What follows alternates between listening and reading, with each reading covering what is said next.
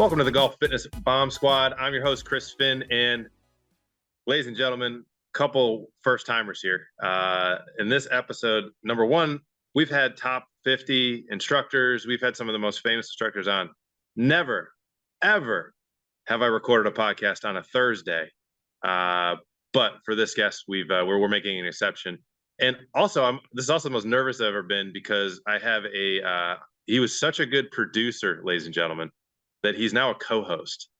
So, ladies and gentlemen, I'd like to welcome Charlie Hulme. Charlie, what is going on, man? Welcome to the show. It's good to be here, Chris. I feel like it's a real full circle moment for us, given that I used to text you links to join Inside the Ropes on Sirius XM PGA Tour Radio. And now here I am sitting on the other side of the camera talking to you. And it's been a fun journey, man. I mean, it's been cool going from that line of work and now co-hosting a show with Smylie Kaufman, which we have a blast every single week. But yeah, man, good to be here hanging with you. Yeah, dude, it's funny. For those of you who don't know the story, so Charlie and I met before Inside the Ropes, and we'll dive into kind of some of that journey. But both of us are stupidly addicted to the game of golf, and at one day I'm on Inside the Ropes, and I get a text from Charlie, and I'm like, "What?" And he's like, "Oh yeah, I'm the producer now." I was like, "Oh my god, okay, well, this is fun." And then fast forward, and he's like, "Hey, I'm leaving, and I'm starting my own show." And so it's been fun to watch. But yeah, I guess for people who don't know you, you're just starting in front of the camera now. You've been the guy behind the scenes. I always love to hear the origin story, man. Like how did you get to where you're at this point? Yeah, it is. It's quite a journey, and I'll try to spare people the extended version and give them the quick run through. But effectively, North Carolina is a second home for me. I went to Chapel Hill undergrad, was on the journalism school there, and so that kind of set me on a journey in media that I've been on since graduating. And so, worked for ESPN for a number of years, developing shows, producing shows in Bristol, Connecticut, and New York City. Eventually moved down to Miami and was part of the Levitard show when that was an ESPN property, and then moved up to DC and was working on Pardon the Interruption, Round the Horn, a number of shows that get produced out of a little shop there by a guy named Eric Rideholm. That was a blast there too. But then it was about pandemic time, was trying to figure out what was going to come next for our family. We moved to Durham, North Carolina. My wife, starts pursuing a career in medicine over at Duke. And for me was kind of looking what the next evolution of my career was going to be, and did some freelancing for a while, and then ended up reconnecting with a guy who was my boss when I was an intern, when I was a student in North Carolina, working for a radio station in Raleigh, and he was now running PGA Tour Radio. And so his name's Taylor Zarzer. Connected with him, and obviously sports media is something that I was comfortable with and have worked in my entire life, but just hadn't done anything in golf. And so started with the channel, and then a few months in, I get the call from Taylor saying, "Hey, we're in the process of bringing Smylie Kaufman on. I know you have a ton of show development experience. Do you want to kind of help us launch this thing?" And I said to Taylor, "I just like the show. If you're looking for someone to produce it and Yeah, handle it." right. And so Smylie and I hit it off immediately. Just I love working with Smylie so much because not only do we have a similar sort of view on life and everything, but similar stages of life, young Yep. kids, sneaking out for golf when we can. Yep. And so that launched in May of 2023. And here we are, July 2024, and the thing has grown a ton. Moved to a new distributor. But that's kind of that even that was long winded, but that's kind of the career journey and where we're at now. And so yeah, I executive produce that show, and I also co-host it, and we're loving every moment of it.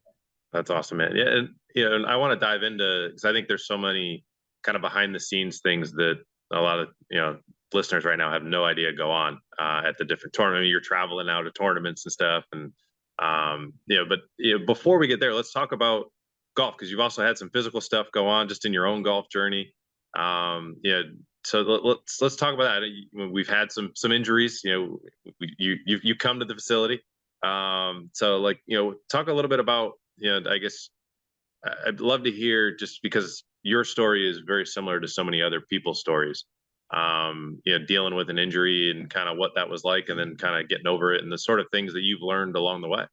Yeah, I owe par for success for so many different, if I look back at my kind of journey in this game, the physical side of it, there's so many junctures where working out with you and your team has made such a huge impact on, something that could have gone a different direction. And, I don't know what the state of my game would look like. I don't know what my body would look like at that point. But initially was just looking for, you're looking at the rest of your life, your mid 30s, you're not getting any younger or Yeah. stronger or faster. And so in my mind, I was thinking, okay, I want to try to just retain the speed that I currently have. And as I kind of age, I'd like to not have this dramatic drop off. And so that's kind of how I found you all, and you and I connected.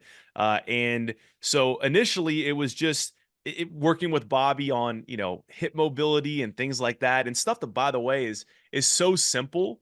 If you have a lacrosse ball and you have 10 minutes a day, you think like really that can't be the case. But it was amazing just in the small sort of incremental work. Of course, we did big picture work as well, but that stuff alone, noticing the difference in the way I was able to swing it, increase in speed.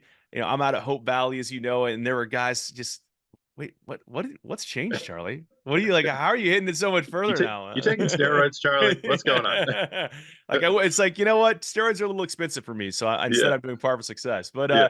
so that was the first piece of it, and then the second piece is, this story is so wild to me. So I this was, we're a couple of years into working with Bobby, and we're looking at all my numbers because of course you all do this sort of, periodically every couple months you're taking stock of all these sort of baseline numbers that happen as part of that first assessment at Par for Success, and Yeah. then you're checking against those, see how we're improving.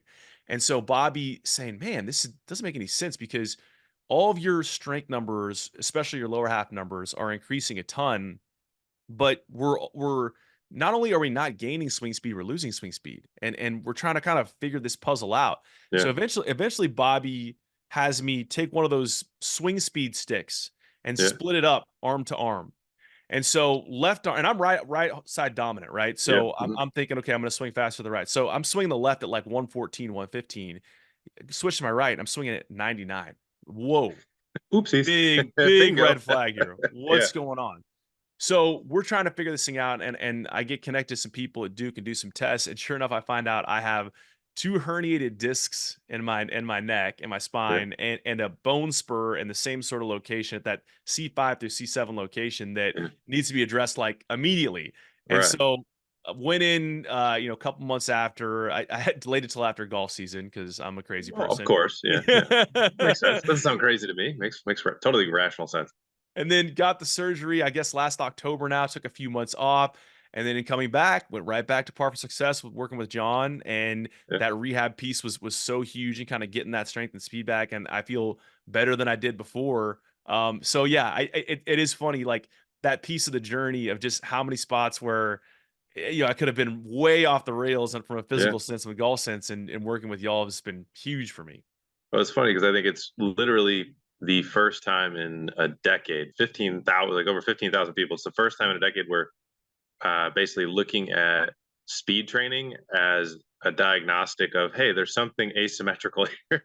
Usually it's the other way around. People are doing speed training when they shouldn't be, and they screw themselves up. But yeah, no, but I think that's the importance of data, right? And collecting and measuring, and and that's, to me, you're one of the cooler stories that we've had, because you say, where could this go? Obviously, we're sub 40. Like, I see guys that are in their 60s, 70s who haven't had that experience, but had they had that experience in their 30s or 40s, like, they would be way better off once they get to their 60s or 70s. And so a lot of stuff just gets missed, or they just try a lot of the wrong things because they're guessing, they're not assessing. But what I'd really love to do, Charlie, and this is obviously selfishly, because, and this is becoming a trend on all of the episodes, is like, every guest that comes on, it's like, yeah, so tell me about okay, now selfishly, I really want to know about, like, wedge play. Tell me about that. But talk to me about, what is it like being behind the scenes, being the guy doing the interviews, hosting, and you get to talk to most famous people in the world. You get to go to the best events and you're the guy with the badge that, like, everyone else is stuck at the gate, and you just flash it and you're like, yeah, he's cool. You're like, who the hell is that guy? Like, what's that like? And what are some of kind of I don't know, you have some, like, really cool stories that you could share, just that have been, I don't know whether, not necessarily transformational, but like, almost like, wow, I can't believe I'm here.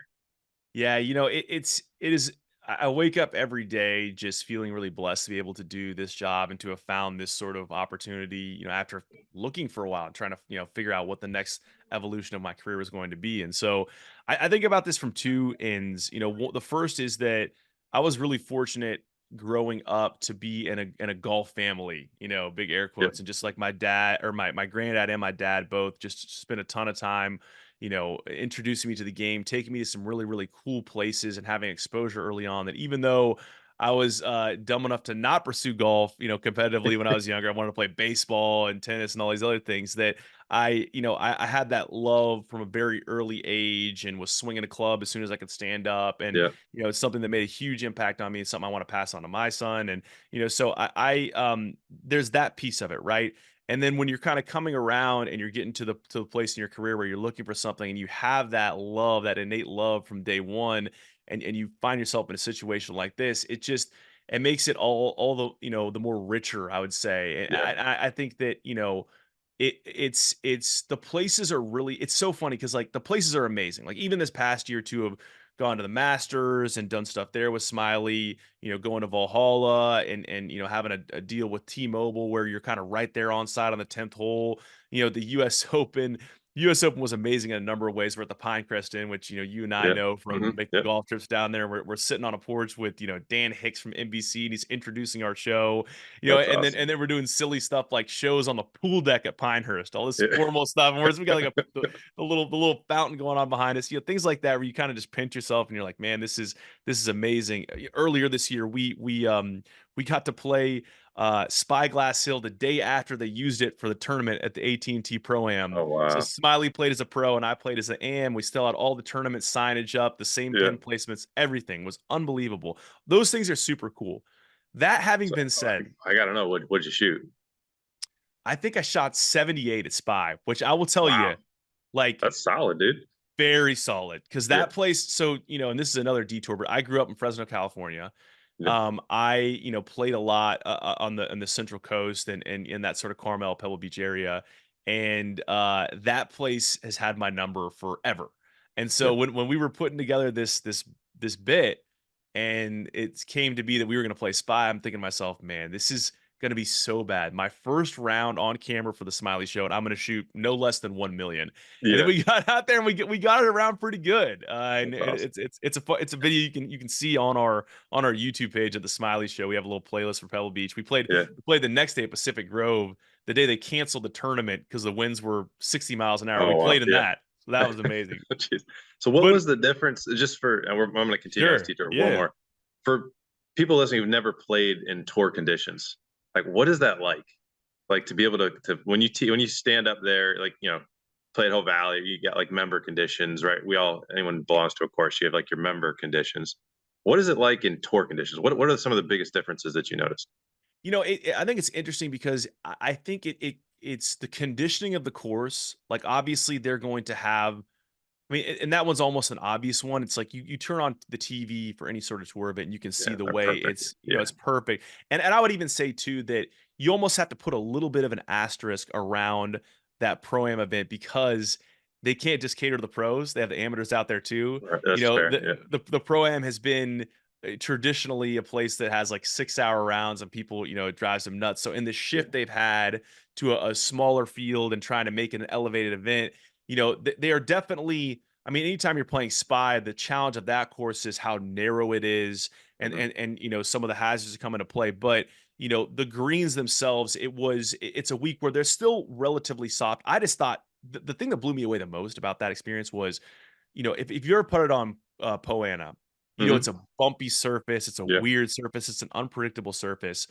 That is the best I've ever seen Poe in my entire life. Like really, it was end over end every bit of the way. And so I think, there are a tour setup, you can make the greens faster. The rough was you could see some of the shots we had to hit out of the rough where it's wet rough and you're just hoping to advance it yeah, 50 you're feet. Yeah, just punch it out and try to keep the yeah, club face square. But I think that was the thing that stood out to me is I was like, you're in the middle of the round, you're like, how is this Poe this good? It's like it's yeah, perfect. It's the best thing I've ever seen. And so that was, again, like it's a little bit of a half and half for that tournament, but still right. you're out there looking around like I can't believe I'm playing here and they got the signage up. It's unreal. let's jump back. I want to go to talk about U.S. Open. Okay. Obviously, that's 45 minutes away from where we live, but yeah, and it's kind of fresh in a lot of people's memory. And I mean, one of the best opens I've seen in a while in terms of excitement and just the finish, and obviously the course played really well. What was that like being on site and kind of behind the scenes a little bit? And obviously, you got to hang out at the pool apparently, which is cool too. But uh, what was the kind of the takeaways from behind the scenes? I think if you live in North Carolina and if you play your golf in North Carolina, you really gotta leave that open feeling a huge sense of pride. I just thought it was so cool because you know how it is every year with the US Open where people are wondering if it's gonna be not hard enough Yeah, or if it's gonna too be hard. way too hard, the Yeah. pros are gonna complain. So it's just such a fine line. And I thought what they did at Pinehurst, the USGA and everyone involved in putting that championship on just absolutely nailed it. Where the greens Mhm. were firm and fast, but they weren't, they still people were complaining on social media, but they were still putting a little bit of water on them every day to make sure it was fair. Yeah. And I was just thrilled with, I mean, behind the scenes, I think it was, a lot of that is through my media perspective that week, right? Where Right. you're in the media compound and you're in, and you're just hearing kind of chatter from people of, for example, and I hate it for Paul, I hate it for the PGA of America, but people just could not stand that setup that week. You had guys Hmm. going as deep as they did, Xander winning, north of 20 under, Right. and it doesn't feel like a major championship test. Whereas everything I heard that week on the media side from high profile people was just they nailed it. Like they just did this so perfectly, and to come down to the end with the drama that we had, Hmm.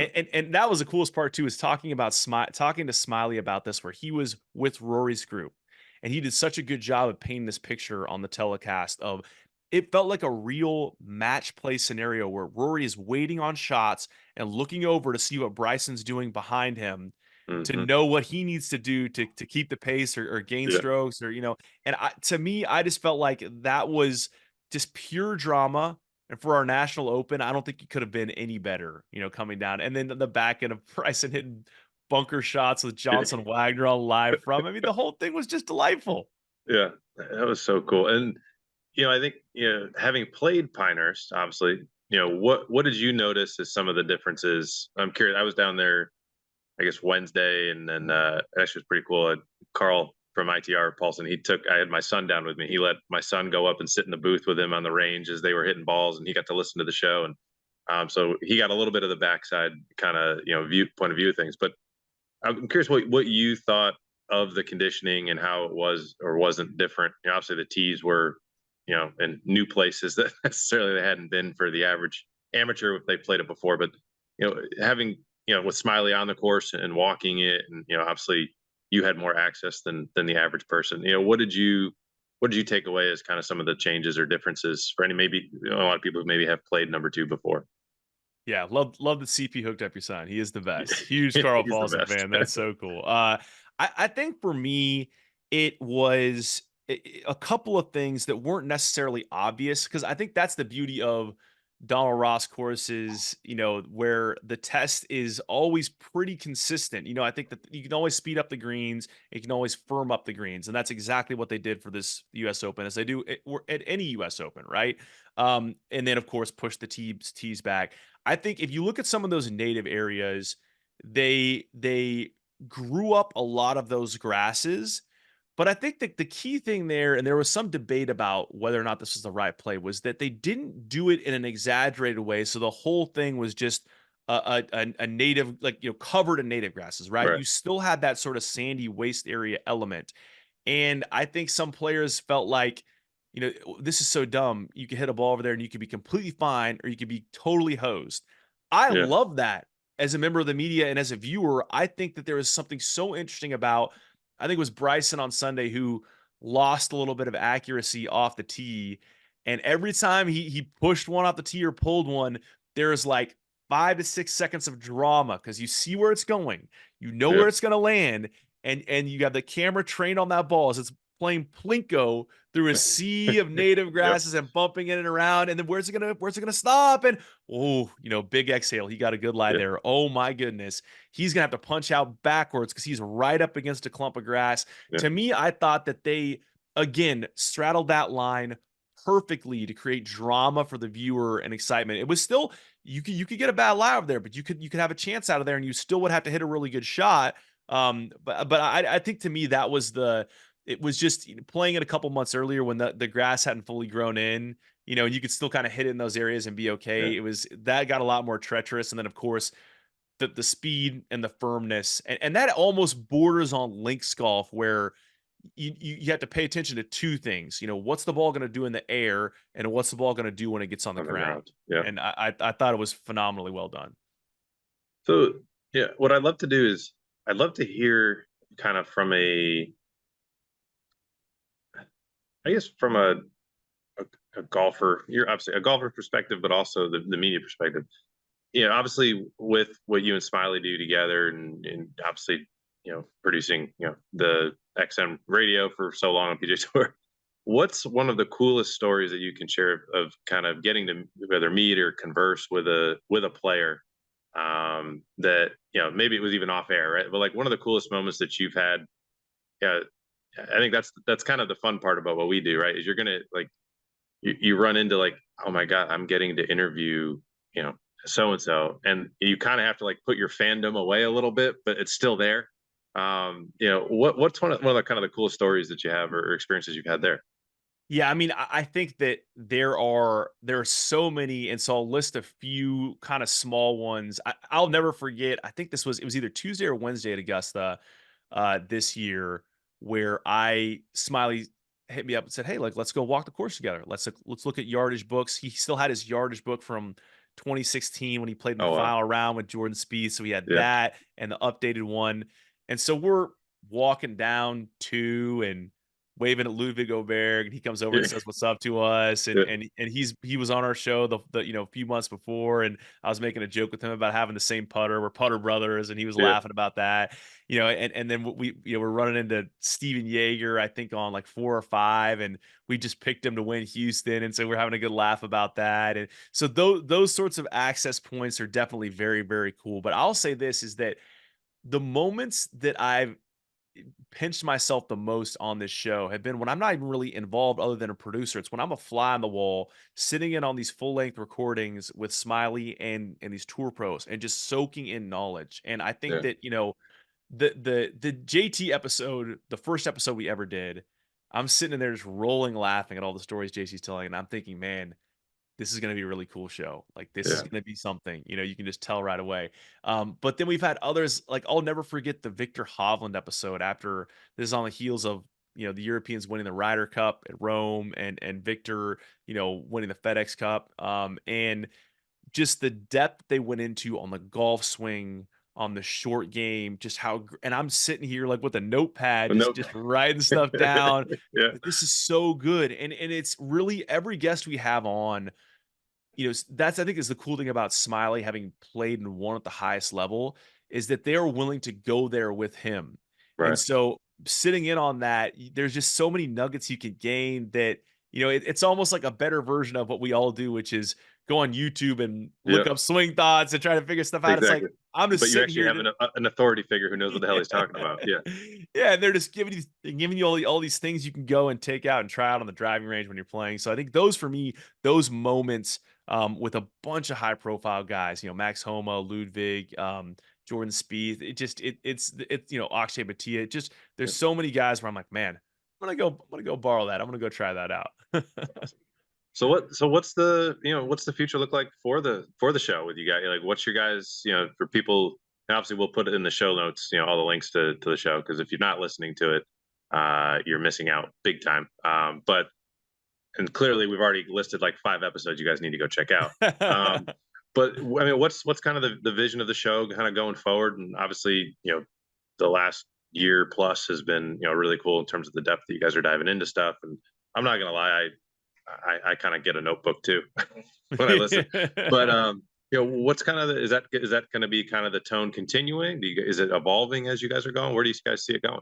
Yeah, I mean, I think we're excited to have a number of different opportunities when we're looking at what the next steps of growth, look like. And I think, in the short term, we're kind of working with the tour on having a presence at all 3 playoff events, which we're really excited about. I think that that's the first time we'll have a partnership with the tour that is, where they're giving us a good place to to set up and be a featured part of the coverage that week and getting players and things like that.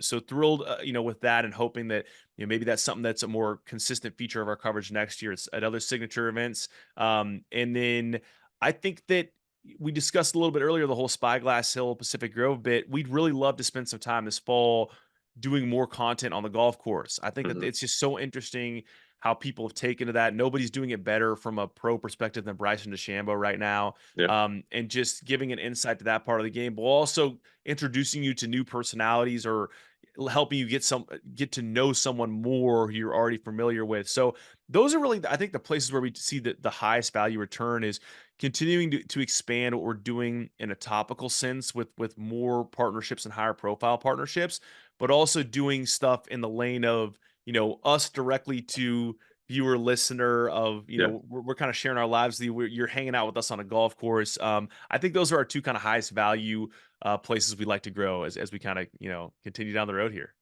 Man, I love that. I can't wait. No, if you guys need a fitness guy, on the course at Spy, I mean, you let me know. I will be there. Yeah, But like I need like the Scotty Scheffler, what like the neck massage guy he got at the Players when we went on to win. I'll be Yeah. whatever guy. I'll be whatever guy you need me to be, Charlie. You just let me know. But I obviously want to be respectful of your time. You're a busy dude. Let's talk about where people can go. Obviously, you got the Smylie Show, SMYLIE. That will be in the show notes, but it's not. It's SMYLIE. One more time, the Smylie Show. You said YouTube. Obviously, anywhere they get their podcasts. You guys on social, like anywhere else that people can kind of connect and interact with you? Yeah, the handle is basically the same everywhere, which is just at the Smylie Show, and you're good to spell it out. It's spelled out correctly right there, Chris. So bonus points for you. Bonus spelling bee points for you. I took Uh, notes. I don't. Not only do I take notes on when we have a good instructor or player, I also take notes when I got to make sure I spell that right. So that's a social handle everywhere. It's the handle on our YouTube page. If you search that anywhere you get your pods, you'll find us there. And then we're thrilled now to be partnered with SportsGrid, where they distribute us as a TV show at 7 a.m. on Tuesday, Wednesday, and Thursday. They're like a fast channel, which I'm learning more and more about these things every day. It's like the channels that come pre-stocked on your Samsung TV or whatever TV Oh, you really? have. And yeah, you can stream it places too. So we're on SportsGrid TV as a fast channel That's amazing. Tuesday, Wednesday, Thursday, and we're also broadcast at the same time on their Sirius XM channel, which is channel 159. So a lot of places you can find us, which is good for growth, I guess. I gotta tell you what, you've given my editor a lot of work to do, putting all those all those places in the show notes. So, but hey, Charlie, thank you so much for coming on, man. It's been an absolute pleasure, honor to have you on, and we'll definitely do it again. And whenever you're back in the area, I know we were texting back and forth earlier. We got to get out and play a little bit, man.